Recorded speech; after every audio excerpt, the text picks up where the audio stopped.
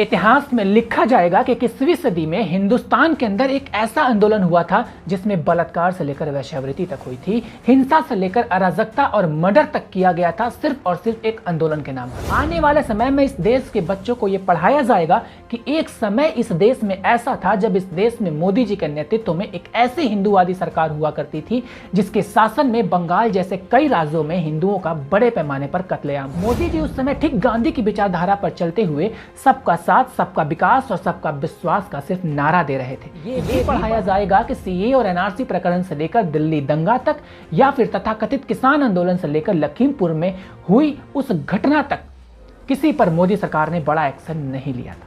इन सब घटनाओं में भाजपा सरकार साफ साफ अपनी छवि बचाती हुई नजर आई थी। साथ में बच्चों को आने वाले समय में ये भी पढ़ाया जाएगा कि आज तक कांग्रेस ने अपने शासनकाल में किसानों का कभी कोई भला नहीं कर पाई, लेकिन अपनी सत्ता के लिए जिस तरह कांग्रेस ने गांधी का नाम बदनाम कर दिया था, ठीक वैसे ही मोदी जी के शासनकाल में किसान शब्द के साथ इन कांग्रेसियों ने किया। जिस शब्द को लोग श्रद्धा संग आदर देते थे, उसी शब्द को कांग्रेसियों ने यानी किसान शब्द को आतंक का पर्याय बना दिया। ये सब आपको इस वीडियो में देखने को मिलेगा। फिलहाल आप इस वीडियो को देखिए। कक्का जी देखिए, अगर आंदोलन का यश आप पर है तो अपयश भी तो आप पे होगा। अगर बंद सफल होता है तो किसान संगठन कहते हैं कि देखिए हमने सफल करा दिया।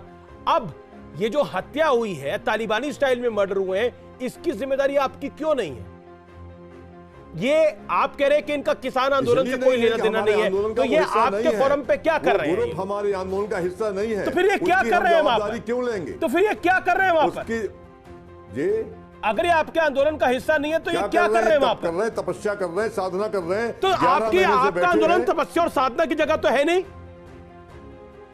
आंदोलन है कि ये कैसी तपस्या और साधना है जिसमें तालिबानी स्टाइल में मर्डर हो रहे हैं? ये कैसी तपस्या और साधना है? ईश्वर बचाए इस साधना से। ये हम थोड़ी करवा रहे हैं, ये तो वो लोग करवा रहे हैं। आपके मंच पे बैठे हैं हमारे आंदोलन को बदनाम करने के। कमाल की बात है, आपके मंच पर वो बैठे हैं, आपके मंच पे बैठ के वो तालिबानी स्टाइल में मर्डर कर रहे हैं। आप कह रहे हैं हमारी जिम्मेदारी नहीं है इसकी। इस वीडियो में एक एक बात सत्य है अमीश देवगन की, पूरी तरह से सत्य है। जो अन्नदाता कहे जाते हैं उन्हें लोग आज सिर्फ गालियां दे रहे हैं। क्यों?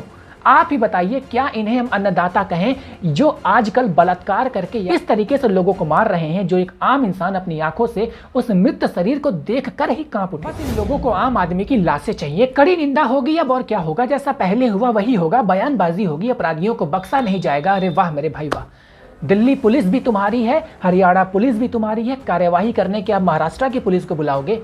मतलब जनता को क्या एकदम वही समझ रखा है? इन घटनाओं में से कितने भी लोग जिम्मेदार होंगे, वो सब किसान के भेष में ही थे। ये आपने भी देखा था, जो झंडा फेंका, जिन्होंने रेप किया कैंप के अंदर, जिन्होंने एक व्यक्ति को जिंदा जला दिया, वो सब सिर्फ और सिर्फ किसान के भेष में विदेशी पैसों पर बिके हुए वो लोग हैं जो लोग इस देश के टुकड़ों टुकड़ों में बांटना चाहते हैं। ये सब घटना जब आप देखेंगे और समझेंगे तो आप इस निष्कर्ष पर पहुंचेंगे कि मोदी जी भी एकदम वही काम कर रहे हैं जो महाभारत काल के दौरान धृतराष्ट्र के अंधे होने पर गांधारी ने किया था। और आज के समय में धृतराष्ट्र और गांधारी की भूमिका में केंद्र सरकार और सुप्रीम कोर्ट बखूबी तरीके से निभा रहे हैं। सुप्रीम कोर्ट एक तरफ कहती है कि अगर सरकार अंधी है तो मैं भी अपनी आंखों पर पट्टी बांध ले। इसी के दूसरी तरफ इसी कम्युनिटी के कुछ लोग ऐसे भी हैं, चमचे हैं, जो ये कहते हैं कि साहब अभी इंतजार करो, मोदी जी और अमित शाह जी 2 साल से मास्टर स्ट्रोक की तैयारी कर रहे हैं, अब बस मास्टर स्ट्रोक आने ही वाला है। अबे भाड़ में गया तुम्हारा मास्टर स्ट्रोक। कितने लोगों के घर चूल्हे आज तक बंगाल में नहीं जले, कितने मासूम बच्चों के ऊपर से माँ बाप का या फिर दोनों का साया हट गया, दोनों लोग अभी भी मास्टर स्ट्रोक की तैयारी कर रहे हैं। इन सारी घटनाओं को देखकर अब हमें भी ये सोचने पर मजबूर होना होगा कि मोदी जी जिस तरह से राम मंदिर के लिए भूमि पूजन किया था, क्या उसी मंदिर में आज से 50 साल बाद जाने के लिए इस देश में कोई जिंदा भी बचेगा? वैसे इतना सारा ज्ञान क्यों? क्या घटना हुई है नहीं जानते हैं तो पहले ये जान लीजिए कि सिंघू बॉर्डर पर एक युवक का पहले हाथ काटा गया, फिर उसकी बेरहमी से हत्या कर दी गई। किसान आंदोलन से जो लोग ये सफाई दे रहे हैं कि निहंगों ने इसे इसलिए मारा था क्योंकि इसने गुरु ग्रंथ साहिब का अपमान किया था। बे निर्दयी लोगों, इतना साहस यदि तुम्हारे अंदर था तो अफगानिस्तान में दिखाते न जा करके यूं सिर पर गुरु ग्रंथ उठाकर भागना नहीं पड़ता तुम्हें अफगानिस्तान से। तुम्हें छत्तीसगढ़पुरा में नरसंहार या फिर सुप्रिंदर कौर की हत्या पर भी कुछ साहस दिखाना था ना, लेकिन उस वक्त तुम भी घर के अंदर घुसे हुए बैठे थे। आज दूसरों को इशारे पर तुम ये काम कर रहे हो, आखिर अपनों को मारकर भाई तुम साबित क्या करना चाहते हो? जब आप इस मामले में गंभीरता से सोचेंगे तो आपको पता चलेगा कि जब राकेश टिकैत ने इसके लिए उकसाया और कहा कि पत्रकारों का भी नंबर आएगा, तो एक दिन के बाद ही लखीमपुर खीरी में पत्रकार की हत्या हो गई। और जब हत्या को क्रिया की प्रतिक्रिया बताकर हत्या को जायज बताता है, तो उसी के 2-3 दिन बाद सामने आता है हत्या करने का तालिबानी तरीका, जो आप अब देख रहे हैं। निहत्थे का हाथ काट दिया, गर्दन काट दी, न पुलिस का डर न कानून का डर। ये है सिंघू बॉर्डर के आतंक का वो सच। इसको देखकर लगता है कि इस देश के अंदर अब 2 कानून चल रहे हैं, एक आम आदमी के लिए और दूसरा वोट पाने वाले उन झुंडों के लिए। लेकिन इसका सच ये है कि भिंडरवाले की नाजायज औलाद अफगानिस्तान से लेकर पाकिस्तान तक इन सब का सफाया हो चुका है और अब ये ख्वाब पाले बैठे हैं भारत के टुकड़े टुकड़े करके खालिस्तान बनाने की। इसके लिए ये किसी भी हद तक जा सकते। इस तस्वीर को देखने के बाद क्या आप अब भी मानेंगे कि ये किसान है? ये हिंदुस्तानी सोच तो हो ही नहीं सकती। ये सिर्फ एक तालिबानी सोच है जो अब खुल करके हमारे और आपके सामने आ रहा है। कांग्रेस से पेटेंट पाए कुछ तथाकथित किसान सिंघू बॉर्डर पर दलित का हाथ काटकर तालिबान का अनुसरण कर रहे हैं। भाई साहब, सिख धर्म का गठन इसलिए हुआ था कि हिंदुओं को मुस्लिम आतताइयों से बचाने के लिए किया गया था, लेकिन वो बिल्कुल विपरीत रहा है। कांग्रेस ने ऐसा प्रपंच खेला कि सिखों को मुस्लिमों के साथ और हिंदुओं में कुछ विशेष लोगों को दलितों के खिलाफ कर दिया। वाह रे फर्जी कांडियों वाह, क्या तुमने नैरेटिव सेट किया, और बिल्कुल तुम्हारा नैरेटिव काम भी कर रहा है। दूसरी घटना छत्तीसगढ़ में लखीमपुर में जैसी हुई दर्दनाक घटना के जैसी सेम घटना हुई। दशहरे की शोभा यात्रा में शामिल लोगों पर एक तेज रफ्तार कार रौंदती हुई निकल गई। करीब आधा दर्जन लोग मारे गए। आप देख लीजिएगा, वहां भाजपा का कोई शीर्ष नेता इसकी सूद लेने तक नहीं जाएगा। छत्तीसगढ़ की डांबाडोल राजनीति अपने जनता के हित को छोड़कर उत्तर प्रदेश का राजनीतिक पर्यटन करने वाले भूपेश बघेल जी, क्या अब आपके राहुल गांधी, प्रियंका गांधी छत्तीसगढ़ के जशपुर में आएंगे? क्या इनका खून खून नहीं है? क्या ये छत्तीसगढ़ नशा का गढ़ बन गया है?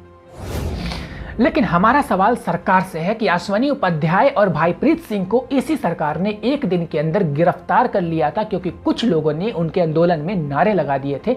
लेकिन इतने अपराध के बाद भी किसान आंदोलन के संयोजक पर क्या ये कानून लागू नहीं होता? क्या ये सवाल नहीं उठता? लेकिन जब यही बात विपक्ष पर आती है तो सवाल उठता है कि क्या ड्रामेबाज प्रियंका वाड्रा मृतकों के परिजनों से मिलने छत्तीसगढ़ जाएंगी? क्या ये प्रियंका गांधी लखीमपुर की घटना पर सैकड़ों किलोमीटर की यात्रा करके उत्तर प्रदेश लखीमपुर पहुंच जाती हैं, लेकिन सिंधु बॉर्डर पर नहीं जाती हैं, जो मात्र कुछ मिनट की दूरी पर है? सवाल है क्यों? क्या इस युवक की दर्दनाक मृत्यु से गांधी परिवार को कोई फर्क नहीं पड़ता? क्या इस जघन्य हत्याकांड के विरोध में महाराष्ट्र में बंद फिर से बुलाया जाएगा? नहीं, क्योंकि जिस प्रकार ये तालिबानी अंदाज में ये लोग मारे गए हैं, लखीमपुर पर चुप हैं, लगता है कि सरकार बिल्कुल लाचार है। ना ये चीन पाकिस्तान को संभाल पा रहे हैं, ना ही ये तथाकथित किसान नेताओं को संभाल पा रहे हैं। बंगाल की तरह उत्तर प्रदेश भी हाथ से न निकल जाए। और स्थितियों के अनुसार उचित निर्णय लेने की अगर बात की जाए तो वर्तमान सरकार यानी भाजपा सरकार अभी तक की सबसे निकम्मी सरकार है। एक कांग्रेस सरकार थी जो आधी रात को योग गुरु बाबा रामदेव को खदेड़ रही थी, और आज की सरकार ये सब सिर्फ तमाशा देख रही है। हमें कभी सरकार की कावड़नेस पर भी, उसके डरपोकपन पर भी क्वेश्चन मार्क लगाना चाहिए। जो घटनाएं पिछले कुछ महीनों के अंदर देश में हुई हैं, इन सब के लिए जिम्मेदार केवल और केवल केंद्र सरकार।